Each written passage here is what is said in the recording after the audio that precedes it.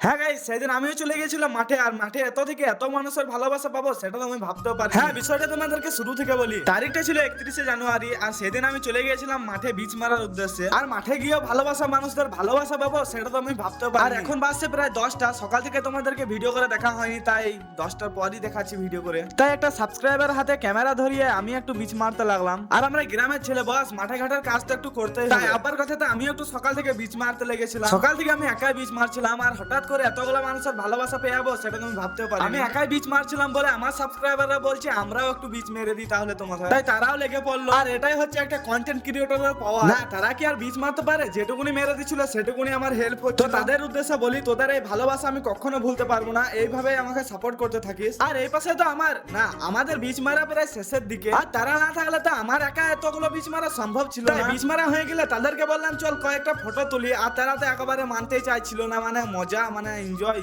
কি বলবো তোমাদের। তাদেরকে আমি শান্ত করেছিলাম, চল ফটো তুলি। আর আমার কথা তো শুনেও নিল। তাই সবাই মিলে কয়েকটা ফটো তুলেছি আমরা। তবে আমরা এখন আমার ফ্যান্স লোকদের সাথে ফটো তুলি। তোমরা আমার ভিডিওতে লাইক দিয়ে চ্যানেলটাকে সাবস্ক্রাইব করে দাও। বাই।